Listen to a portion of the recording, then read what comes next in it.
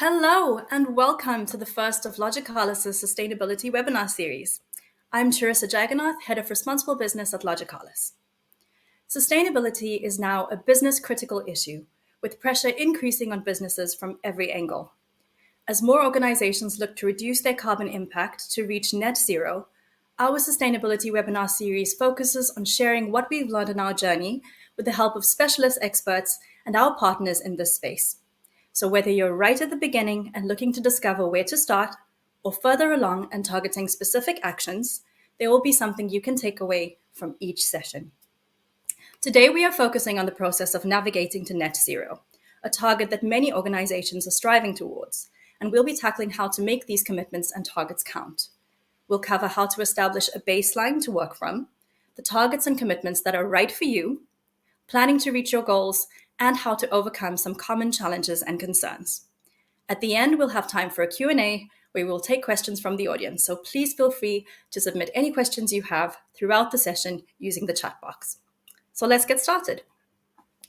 For a number of years, Logicalis has been supported by sustainability consultants GCX on our CDP and sustainability journey, and I'm very pleased to say that we have Sustainability Director Ohad Shachar joining us today as our first expert speaker in this series. Ohad, would you like to briefly introduce yourself and give a little background to the work you do at GCX? Sure. Thanks, Charissa. It's great to be here. And thank you for inviting me for these really useful discussions. So personally, I've got about 15, 20 years sustainability management consulting experience. Before that, I was very involved in climate change policy work and some other work around climate change. And if we go even deeper, which might not be necessary, I've got more of a background in biological sciences. But I've been with GCX for about 15, 17, 16 years or so. And GCX is a strategic, data-driven sustainability services and solutions provider. And, we work in all spheres of sustainability across environmental, social, and governance, the whole ESG spectrum.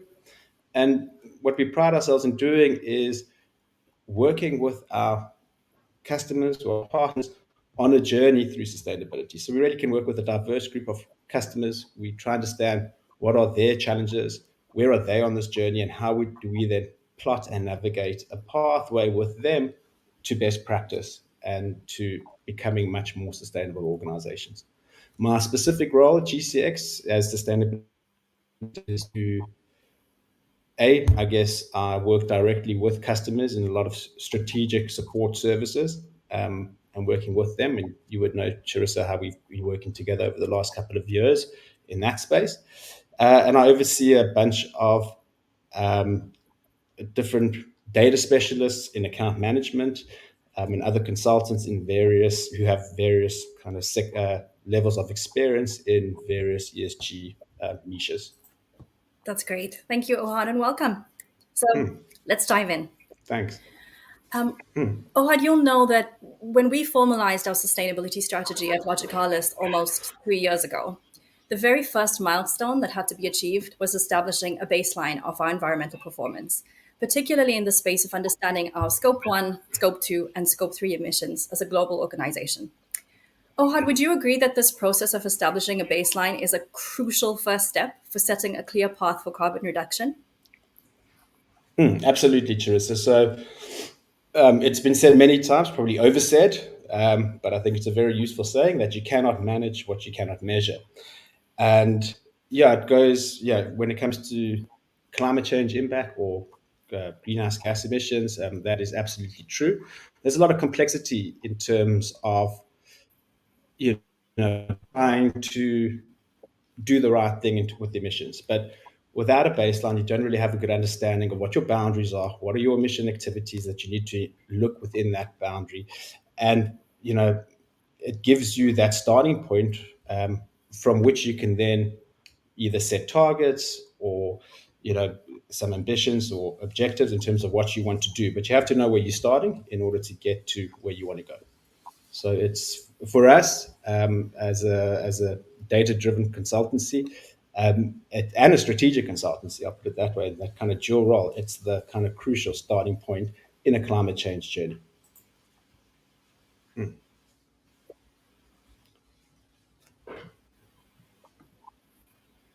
That's great. And many organizations use CDP as a tool or a vehicle to be able to establish that baseline. Can you talk a little to CDP? Sure. So CDP is a reporting framework. Some people and listeners who have joined us might be familiar with CDP, but ultimately it is, yeah, it was a not-for-profit organization that started out around, sure, it's probably about 17 years ago, around or more. I think it was kind of early to mid 2000s. And it became a reporting framework where organizations were requested to submit information on how they are responding to climate change. So CDP actually used to be called the Climate Disclosure Platform. That's what CDP stands for. And it's a really great framework which has evolved over time, over the last 20 years or so, to request different types of information from generally top listed companies in different regions in the world. Um, and yes, and as I say, it's a voluntary platform. It's grown in terms of the number of companies that are invited to respond to, and in terms of the number of companies who are responding to the CDP questionnaire. But ultimately, the questionnaire comprises of a couple of pillars around climate change, and now it's broken down into, what is an organization's governance structures um, that can help them to understand climate change risk. What is your climate change risk processes and assessment processes for identifying and assessing risk, and how does that fit into your business strategy? And then what are the metrics and targets that you can use to guide that strategy going forward? It's very much aligned now to the TCFD, the Task Force on Climate Financial Disclosures, which is becoming the standard for organizations' disclosure on their climate journey. And it's actually it's currently also sitting with the IFRS, International Financial Standards for reporting. So it's becoming the TCFD is becoming a prerequisite and a mandatory reporting format, but the CDP allows for that. And I think a lot of organizations, certainly from our perspective, have been reporting on their climate journeys through CDP, and they have been using that CDP platform to guide their own um, um, climate journeys, to understand what it is that they need to be reporting on and what it is that they need to be measuring, and how they should be kind of going forward on in terms of driving their climate change performance. Yeah, that's great. Thanks, Ohad. Certainly, to our experience at Logicalis, many years ago, the decision to report to CDP was initially a compliance exercise, and more of our operations were gradually added onto the reporting as it was required. And with CDP being kind of globally recognized and having a reputation for robust reporting, it made sense that we continue to use CDP as the vehicle through which we could collect and report on our emissions data and get our baseline established. But Ohad, you'll recall how daunting it initially seemed to go from reporting on emissions in only the USA and EMEA to including our operations in Asia, Australia, and Latin America to get that baseline. And it certainly wasn't without its challenges, because at the time I was a one-woman Logicalis responsible business team. The first step in the process was getting buy-in from all of our executives on the importance of this work. It meant at the time thinking carefully about what our regional and local challenges were, having one-to-ones with our executive team members to identify what issues linked to responsible business were material to them and how our strategy could support their goals. Because aside from doing what's right, there's a very, very real business case for what we were trying to achieve. And the communication of that business case was essential for getting that buy-in. And once we were clear across the group on what we were trying to accomplish, we needed to identify and appoint responsible people at each operation to input data. We needed to train them up and coordinate the data input so that they could be consolidated into that CDP response. And you know very well that the data wasn't and isn't always easy to find. So consistency was probably the most glaring challenge for us initially. So, Ohad, in your experience, would you say that some of these challenges are pretty common when organizations set out on this journey? And do you have any tips for guiding baseline creation? So I think it's incredibly common to have challenges with data, both data quality, data completion. Those two things are those are the challenge really. Are we looking at our full organization, and do we have the right quality of data from within that organization? And I mean, we've been doing just carbon footprints with lots of different types of organizations, and lots of different types of lots of organizations who varies in complexity. Where we're talking about Logicalis, and you must recall we also work with Logicalis through DataTech, the holding company. So there's an added level of complexity there because you're looking at Logicalis and the other subsidiary there, and you know, if we were to say, oh, cool, let's measure the footprint of the whole operation straight away, we wouldn't have got anywhere. That's the reality of how this would have happened, because by the time we would have been fairly confident with some of the data, or with some of the data we would have had to make a lot of assumptions probably also, so that affects data quality. And by the time all of that would have happened, a full year probably would have gone by. We would have had to look at the following year. So we understand those challenges, and that's not unique to a complex organization, which has, in your case, lots of different offices, small offices, but in 50, 60 countries around the world, consuming electricity, having mobile sources of fuels from the fleet that they have, and going on flights, and then all the we won't even get into the scope 3 challenges because we'll come to that. But just on the scope 1 and 2 perspective, the challenges there were huge, and a lot of organizations who are not that complex, they might only have one facility, one manufacturing facility somewhere, or one office somewhere, and a couple of other small offices somewhere else. And that data might not be as easy as they think. We come there, we're not looking at financial based data. We're looking at consumption data for understanding an emissions impact of an organization. And companies are all very well geared, or they have at least, historically have been well geared for financial accounting, because they've had to be. Everything's been audited, and you can pull financial reports very easily. But I mean, it's becoming less so, but historically, environmental data, or this data that reflects a carbon footprint, that data is not readily available from within an organization. And most companies that we deal with, because we need to get data from them, and they need to give us data. And that's generally how it works. We need to find activity data so that we can understand the emissions impact around that data. Companies think, oh, we'll get it very quickly, and months go by, and they give us financial data that doesn't make sense, and we have to then make big assumptions, and the data quality is very poor. So it's certainly not a unique thing to only complex organizations like Logicalis, and we've experienced that complexity. I think the approach that we took with Logicalis, in terms of treating it as a journey, kind of a slowly, but get up there, is a really good approach, because it allows for more meaningful change to happen within an organization.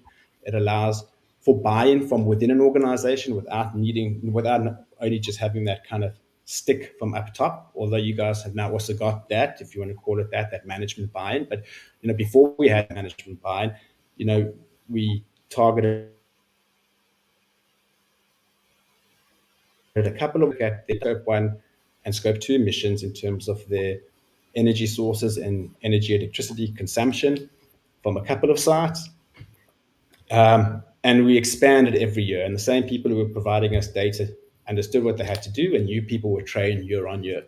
And as we were doing that, we also started expanding and exploring the actual relevant scope 3 boundaries. But for us to have approached it all, the kind of an all or nothing approach 5-6 years ago, I think it would have been I know it would have been a difficult challenge. Whether or not we would have got anywhere, and if we would have been further advanced 6 years from now, I really doubt it. Yeah. So the advice there is really to firstly understand what your boundaries are, understand what your limitations within that boundary are, and how do you start? How can you start in a way which you can then transparently disclose what you're doing?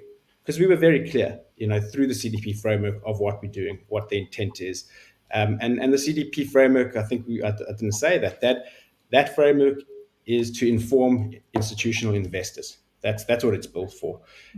So and there's a lot of scope for how you communicate to your institutional investors through the CDP. And our approach with Logicalis, or DataTech rather, because we did the CDP through DataTech, was very much disclosing that approach and why we are going that approach. And I think we've come a long way, and we've made huge changes in the last 2 years in terms of moving away from just the reporting burden to the performance management now, which is where we're at. And obviously, we've also had, I think, and I don't know if we need to talk about this now, but the opportunity to integrate technologies into the data. That's something that we might talk about just now, but it's also a lot of platforms and software and reporting frameworks exist. My advice is to not jump into those either. Is to first understand what needs to happen on the ground from a data collection perspective before you go into that. That software is an enabler; it does get there, but it's not going to fix everything all at once. Absolutely. Yeah. Ohad, you alluded to the move we've made from just disclosing to it being rooted in kind of strategy and how that has evolved over the last couple of years. And a big part of that strategy was linked to the setting of targets and commitments. So maybe we can talk about those for a minute. Okay. Assuming an organization has established a strong baseline, what are the key factors for an organization to consider when choosing the formal targets and commitments that they'll seek to meet?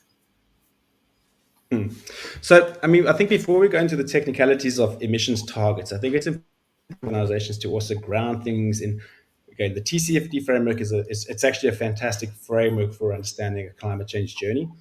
And remember, I spoke about risks and opportunities. And if you can identify your risks and opportunities up front within, and you've identified key risks and opportunities to your organization. And one of those risks generally are your emissions contribution. So they are measurement and management generally does link up to your carbon strategic journey. But if you ground all of you should be identifying your risk and then grounding or driving your strategy around managing those risks through measuring and setting targets on meaningful metrics, which will help you address those risks. Yeah. So now, if one of those risks are you've identified that your emissions management is a risk and that your emissions contribution to climate change is a risk, whether that be your direct scope 1, scope 2, and a whole lot of stuff within your value chain under scope 3, then you need to start thinking, okay, so how do we set meaningful metrics to be able to reduce our emissions so that we drive change, but that it's meaningful change. And this is where this word science-based targets comes up. And I'm sure a lot of people listening here would have heard of this term, science-based targets, and potentially also net zero. And that's where we link, this is where we start linking your organization to where we fit in the global picture. Because globally, there's all these talks happening in the background. We've heard of the Paris Accords, where we've heard of this number 1.5 degrees, and really what all the talks are saying, and the science is saying, that in order to avoid any real catastrophic climate variability or climate change, we need to limit the warming of the Earth by 1.5 degrees from what it was pre-1990 averages. And we're already sitting at a situation where we're at about 1.2 degrees warmer than what it is. So there's obviously specific greenhouse gas emissions trajectories that we need to achieve globally as a society. And what is the organization's role within that? So if we know that we need to get from an emissions level of, we're sitting up at 50 gigatons of emissions going into the atmosphere, we know that in order to limit warming, we need to reduce those emissions by about 42 to 50% by 2030. Okay.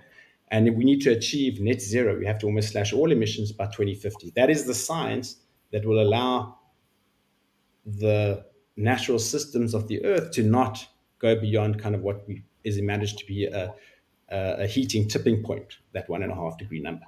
So an organization needs to look at those global trajectories and say, well, how do we link our emissions trajectories to those emissions trajectories? And there's various ways of doing that in terms of modeling your emissions. Logicalis has been using the Science Based Target Initiative, which is kind of the standard for doing that. I don't know if you want to talk about that right now. Yeah, sure. Happy to share that. I think what appealed to us, Ohad, about the Science Based Targets Initiative is the credibility that comes with the commitment. SBTi is often referred to as like the gold standard for companies that are serious about addressing climate change, which we are and have been from the get go. And so we knew that the kind of rigorous assessment process would give credibility to our targets and our carbon reduction plans. And I'm really pleased to share that with your support and the support of GCX, the targets of our parent company DataTech have been formally accepted and validated by SBTi, and that Logicalis is in the final kind of stages of validation. And like I said, I think the support of you and the GCX team was instrumental in enabling Logicalis to get our targets across to SBTi for validation. But I think one of the big questions I'm often asked by other organizations is, what is the process like? Right. What are the steps that an organization like ours needs to take to get their targets through to SBTi for validation and to get them validated? Can you talk to that process and elaborate on it a little for our audience? Sure. So, as you said, the SBTi is kind of the gold standard for target setting. It's not the only available institution for vetting, if you want to say, or validating targets that organizations set. But it is, what's nice about it is it's kind of all encompassing in terms of the sectors that they allow or that they include within their processes and their validation. You might find certain sectors have specific frameworks, organizations which have their own kind of target setting ambitions and frameworks. And a lot of organizations like financial institutions might prefer to stick with those. But what I like about the SBTi is, like I say, it's kind of it has become incredibly popular and it has become the gold standard. In fact, the number of organizations who are committing and then having their targets validated with the SBTi is going up faster than greenhouse gas emissions are going up in terms of the number. You see this number changing every day. You can track how many people are committing to the SBTi. But that said, because of that, it's putting them under quite a lot of stress and, in terms of the resources they require to validate a target. So that does take time because of that. There's a lot of people who want or a lot of companies who are looking to have their targets validated. But ultimately, the process it's fairly simple if you have a baseline, and which we've spoken about. But really, setting your intent is the first step. Telling going to the SBTi and you put a commitment letter to them, say we intend to set a science 2 years, and then they give you about 2 years to do that, to develop your target, to develop all the materials that you need to develop around submitting that target to them, to being very confident with your baseline, and to understand what that target trajectory will look like. They allow for two types of targets: near-term targets, which are anything between now and 2030 or now and 2035. And also, if you want, you could also, they expect you to set near-term targets at least, or organizations can do near-term targets and net zero targets. You can't do net zero targets on their own. Net zero targets have a longer time frame, which is anything between 2040 and 2050, where you get to that state of net zero, which in fact means you need to reduce all of your emissions, scope 1, 2, and 3, by 90% to achieve net zero according to the SBTi guidelines. But like I said, you also have to have a short-term target, which is in line with the 1.5 degree trajectory right now. So, like I said, you do a commitment letter, then you need to submit your target for validation. It's an application pack that you get from them. It's pretty clear. They've got a lot of really good materials that they publish and update periodically, and it's all made available to you. But ultimately, you put down your targets and your baseline year. You have to validate what's within your baseline year. When it comes to scope, it's really important to understand the criteria for the scope 3 inclusions of your targets, or for your scope 3 target if it's a standalone target, because that is all about relevance. What are your key scope 3 sources? You don't have to address all scope 3 sources for your near-term target.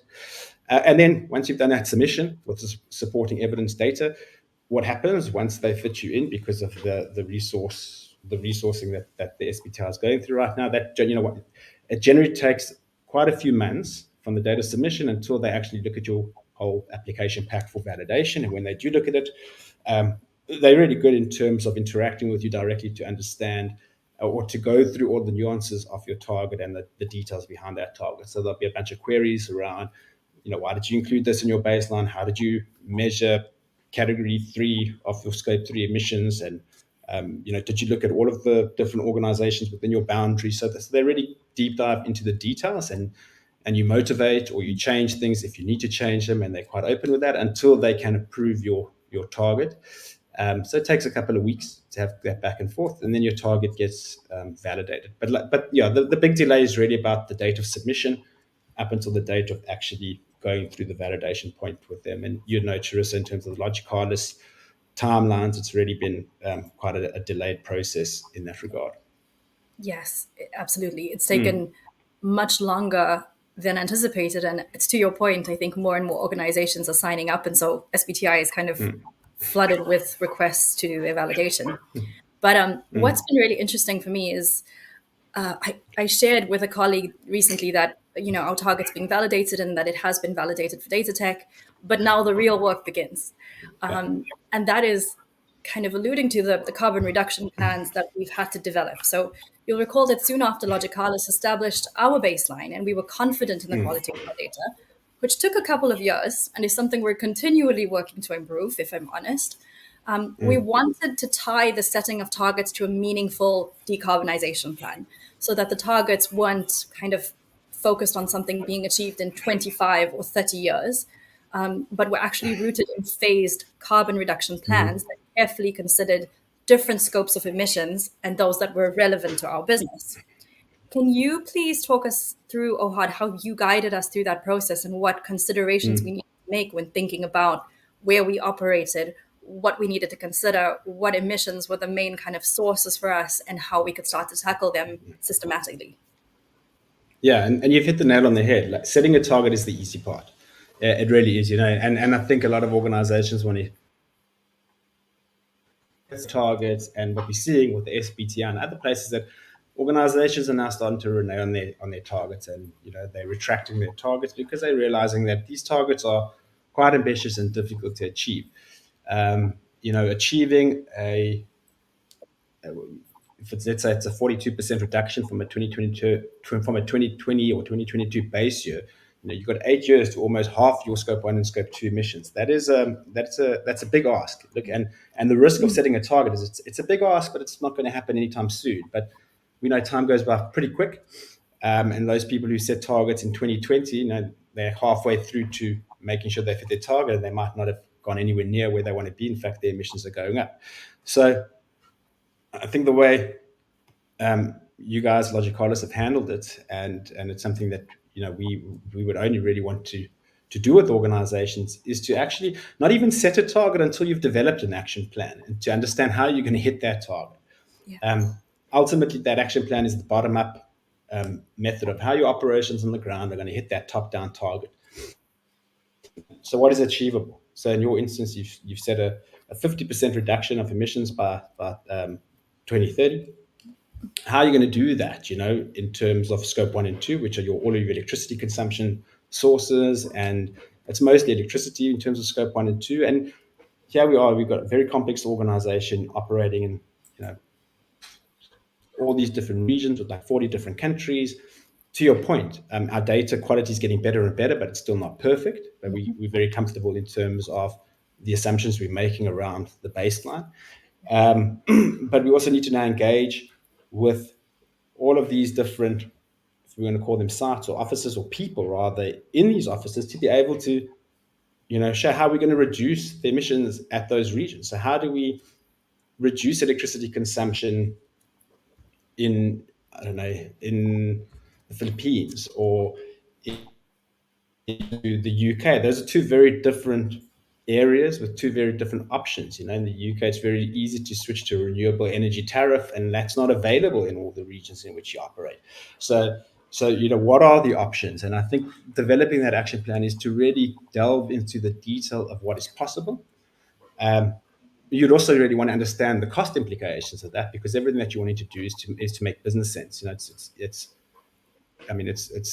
fairly easy to spend and waste a lot of money to achieve carbon neutrality, but it's not going to add any real value to your business from a financial perspective. So that business plan development is something that you should spend quite a bit of time into. You should look at what is going on at the ground and engage with as many people as possible from within your operations to understand what is possible in the different regions that you're looking at. It's a great process because you do engage with people in the organization. You actually, the way you handled it, I thought was wonderful in terms of, you know, calling for um, ideas from the different regions and then rewarding people on really good ideas to be, so what ideas do you have in terms of reducing your emissions? And if it's a good idea, you will fund that idea for you, or, and that financial incentive is a brilliant way to get the buy-in from the organizations to do that. But ultimately, setting a science-based target without having a plan is just, in my eyes, it's irrelevant, Yeah.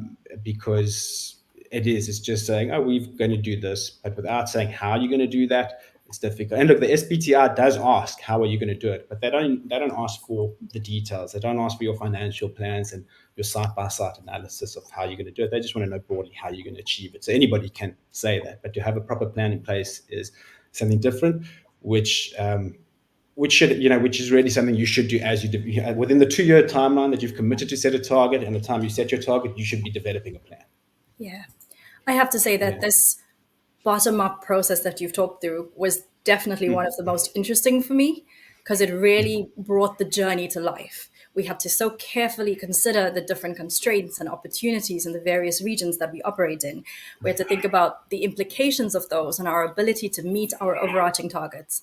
And what we now have, like you've shared, is we have region specific year on year targets around energy reduction. We have a phased approach to switching to renewable energy, a plan to switch our mobile fleets to electric or biodiesel, and a waste management plan, to mention a few initiatives.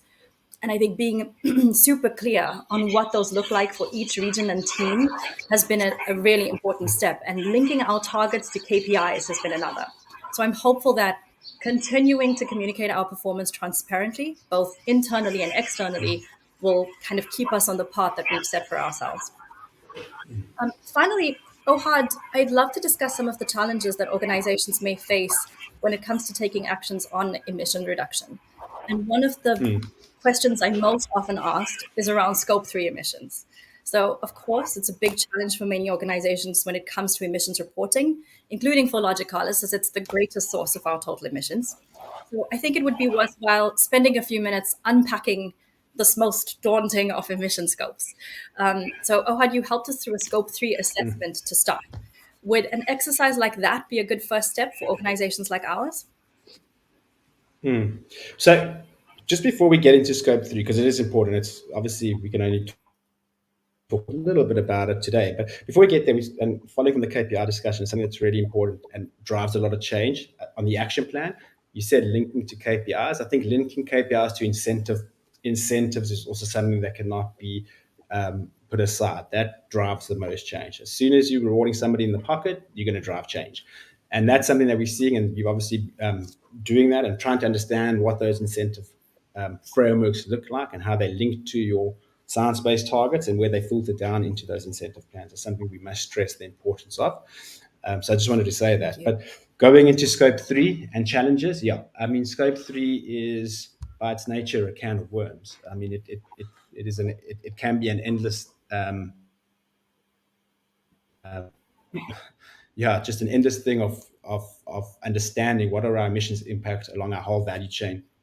According to the protocols, there are 15 separate categories of scope 3. Anything from the emissions embedded within the purchased goods and services that we are buying in, or the distribution, the outsourced distribution that we pay for. And it's a very sector specific study to understand the high relevance areas for you as an organization. So using Logicalis as an example, and following from that kind of data journey that we were on, getting a good handle on scope 1 and 2 is always something that we've been striving to and we're still building on. Scope 3, the way we started that, even we started like looking and measuring the scope 3 sources that we know we have readily available data from, like data from business travel, because you've got a lot of travel agents out there who are collating travel in a good format, so we could understand what the emissions impact of that is. So we look at a couple of I think that's a good way to understand or look at what scope 3 sources are readily available. But very important is to do that relevance assessment or screening, where you look at the entire scope 3 value chain, all those 15 categories, and see what impact or how much impact we have from each one of those according to the organization that you're in. And there are different ways of doing screening. Most of them are financial or spend based, where you say, okay, we're spending this many $1 million on distribution, and or those are kind of spend based ones, or we've bought in this many million tons of or $1 million worth of different types of products. And we look at input output databases to be able to get an understanding of what that looks like. There's also you can screen things based on number of employees. So when we looked at your instead of, and it's not a hard thing to do an employee commute survey. That's something we can do. But as an initial screen, we just looked at how many employees do you have and what's the average kind of factor there for. So that's a way of screening per number of people or per spend base. And then when you get a picture of kind of high impact areas, then you say, okay, well, in your case, that purchase, because the nature of your business, you're a distributor mostly of IT equipment and software solutions. You've got a big number or spend basis on your books in terms of the purchase goods and services that you have that you sell on to your customers, whether that's hardware, software, cloud-based services, whatever you're offering your customers. And you've also got your consulting services around that, and there's spend on that. So that's the first way to screen. And now that is challenging. And Charissa, you'll know how challenging it's been. Well, to screen, we know it's fairly straightforward. But then once you've screened, to take it to the next step of data improvement, that is a daunting task. It's okay, wow. So we've identified that it's our purchase goods and services from all of our suppliers, and we've got a whole lot of different suppliers out there who we're spending different amounts of money with on different items that we're buying, that we're selling onto our customers. So now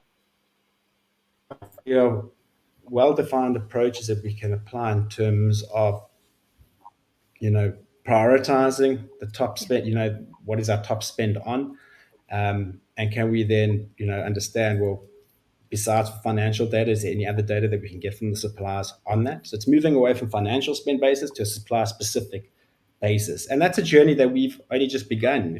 I've got the song in my head, but that's where that's really the crux of it, is kind of having a data journey on scope 3.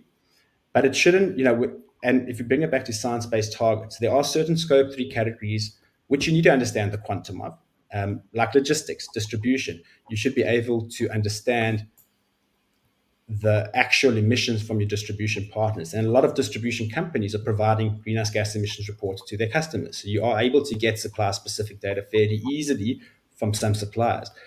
In your instance with your purchase goods and services, that data is not readily available. Yes, some guys are doing life cycle assessments on their products and services, and you can get some idea of certain suppliers' work, but it's a big process to get a complete picture of what that looks like. And we know that it will take 5-10 years to get to that point. But where the SBTi's accommodates for this is through engagement targets. It's understanding that we can engage with our suppliers to ensure that those suppliers are able to set their own targets, which are aligned to science within a given time frame. And it's quite a great tool or flexibility option, because it allows you to now engage with your suppliers in a meaningful way. And I think what we've discovered is when we start that engagement, you're actually learning a lot of what suppliers are actually doing in the space. It's like, yes, Logicalis is on this journey and we're doing amazing things, but other your suppliers are all thinking about this. This is, people are thinking about net zero, they're thinking about their emissions, and they're actually at a place which is further than you think they're at. Yes. And they have the ability to share information with you. So when it comes to scope 3, that's a lot of the daunting part, is how are we going to get this data which doesn't sit with us, it sits with our suppliers. So the key is understand what's relevant, what's the priority area, and then start with the screen, which is financially based. You don't have to necessarily engage with the suppliers yet, but engaging actually it works well, because you find out a lot and you can get more information that you think you will, and you'll be able to then work out different proxy data for gaps, and you develop a data journey on scope 3. which you have to do with engagement. It's the only way to do it.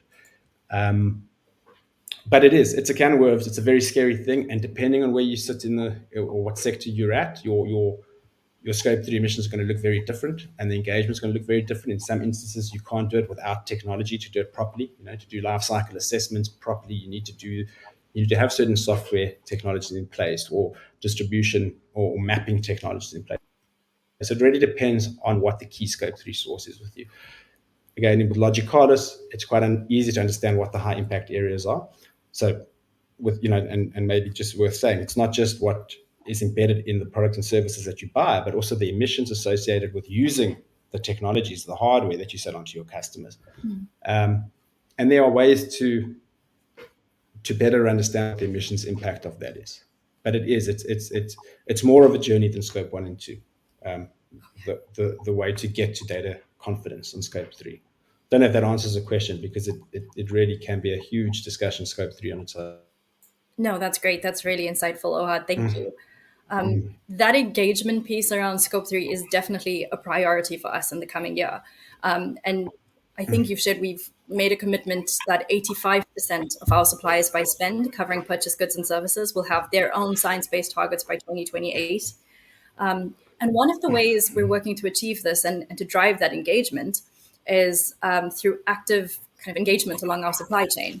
So in 2023, we launched our sustainable procurement policy, which outlines our own commitments and our expectations of suppliers.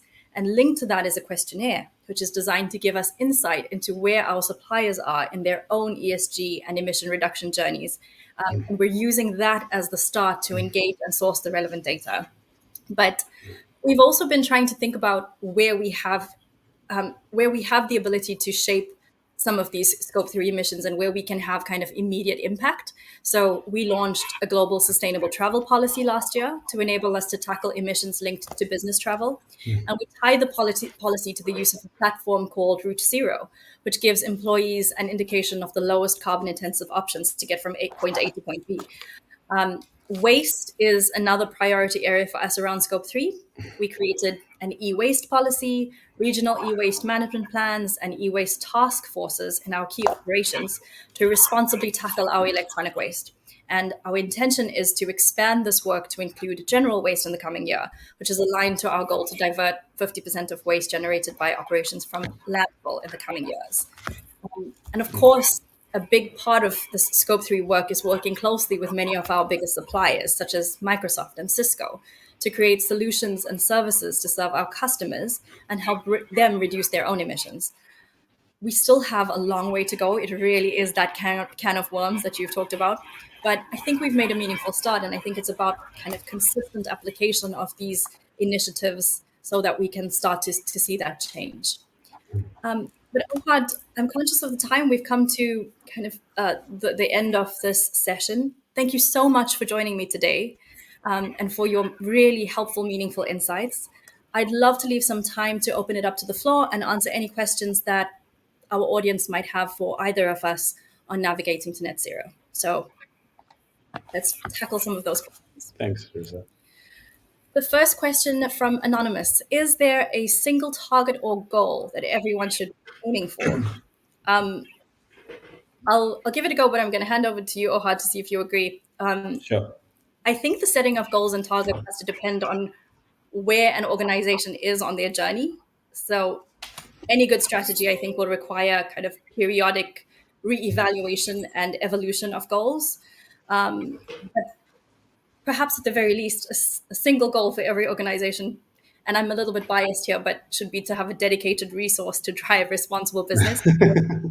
I think this work is growing in importance exponentially, and it's time that all organizations started to give due consideration to their own responsible business journey. What do you think, Ohad? So yeah, I think what you're saying. Well, the target to have, and the role of a CSO, the Chief Sustainability Officer, has become this new thing, and I think it's so important. I think what you've said and what you've touched on there, to actually get sustainability integrated into an organization, and it's not just a target that you put out on your website that is managed by one, struggling individual who's trying to get support from everybody. It doesn't go anywhere if they have the most meaningful target and they don't have that integration into the organization. Getting that integration is challenging. It's something that it's about change management. It's about a path. It's about a journey. That's what we're doing. If we come back to, is there a single goal for greenhouse gas emissions reductions for an organization? The science is saying to avoid 1.5 degrees Celsius, we need to get to, we need to reduce our emissions by 50% by 2030 from around a 2020 baseline, if you want to think around. It's around that, and we have to slash emissions completely by 2050. So that's the science. But I'm kind of veering more towards you saying, Charissa, in terms of make the goal to integrate this into a meaningful way within your organization rather than just put a number on something.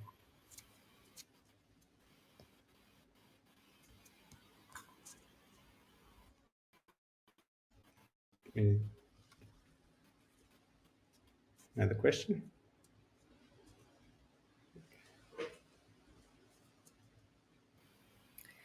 I think we've briefly. Ohad, I thought we briefly lost you, but you seem to be back.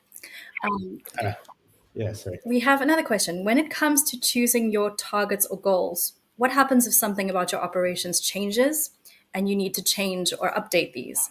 I feel like this has happened to us at Logicalis a few times in a few short years, and it's probably quite common in an ever-changing market. I want to say I think the most important things are to be dynamic and to be transparent. Change is the only constant, and ensuring that these changes are addressed, aligned to your overarching goals, and communicated effectively, I think, is what it takes. Would you agree, Ohad? So I do agree with you. I mean, technically, there are some guidelines that, and if if you're abiding by the Science-Based Target Initiative or some other initiative, they will govern what warrants you to change your baseline, what type of a change. And there's different types of changes within your organization. There's organic growth, which is not a change. So if you're a retailer and you're expanding more shops, that's not necessarily a boundary change. But if you have acquired a whole nother business operation, that might be a boundary change, which might cross a significant threshold of more than 5% of your total emissions for the year. So you have to adjust your baseline and then reset your target according to that adjusted baseline. And that works in both ways. So there are what we call recalculation policies that an organization should have in place to guide your organization, from understanding when you are required to recalculate baseline. But to Charissa's point, transparency is key in terms of noting when you will change and when you will recalculate. There's certain things that are recalculated because data's been better. All of a sudden, we've realized that we've been acquiring the wrong set of data from an organization, and our emissions are actually 10 times higher in this region. So that might warrant, that's a methodology or data change that might warrant a change because it might cross that kind of significance threshold. Great. Thanks, Ohad. Agreed. Why is net zero critical to sustainability? Can we not just act sustainably in other ways? Any thoughts on that, Ohad? Sure. And I think it's a really good question because we're talking here about, and Charissa, what you said about setting waste targets, for example, if you look at it in your emissions inventory and your boundary, your waste contribution is not a very significant contributor to greenhouse gases necessarily, but it does contribute to a lot of other environmental issues, right? Specifically e-waste. There might not be high emissions impact with e-waste, but there's a lot of other, different metal leakages into fresh water systems, and there's a lot of other, biotoxicity issues and a lot of other sustainability issues which are very challenging to us and to organizations. And net zero or climate, or when we talk about net zero in the emissions space, it refers to just reducing greenhouse gas emissions to zero. And it is, you can't really put a comparison. What's more important is that reducing greenhouse gas emissions or reducing child or your value chain. You need to take a very balanced approach when you address your broader ESG strategy as an organization, and you need to take quite a pragmatic approach to it. So is it worthwhile reducing to net zero if you know that by doing that you're going to be significantly adding to child labor or biotoxicity or other impacts along the way? net zero is great to reduce emissions, but it should be it should be done in a holistic framework, not in isolation. That's my view. And we've had this discussion in a very kind of we're talking about a climate change journey here, Yeah. but that should fit into a broader ESG strategy within an organization. So I hope that answers the question. I mean, I certainly believe there is a lot of validity to reduce emissions, but it depends. If you get to a certain point of there being a different cost to that, you need to question that cost. That's a good consideration. Thanks, Ohad. Another question. What role, if any, does offsetting play in net zero? And Ohad, you and I have had some great conversations about offsetting, but I'll leave this one to you. Yeah, so offsetting and carbon neutrality was the thing, a couple of years ago, and it was the flavor of the month, and it's not so much anymore. Now net zero has become the flavor of the month. Offsetting, in its essence, is around getting or investing in a project somewhere that reduces emissions at the same rate at which you are contributing to emissions in your operations.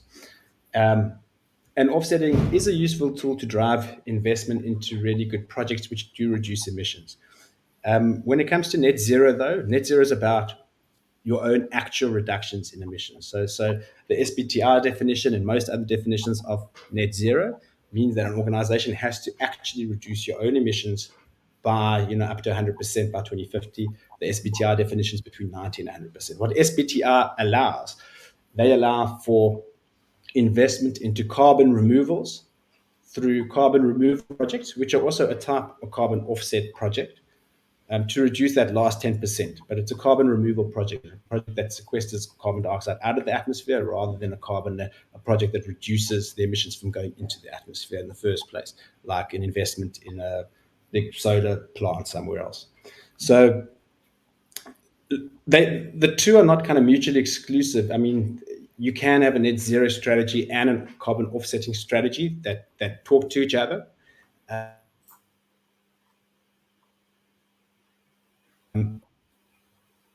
You can 2 weeks if you want to, if it's available to buy carbon offsets.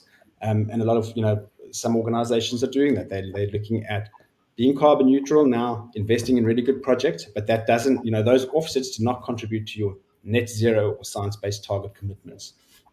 You have to reduce those emissions and hit those targets yourself by making the reductions.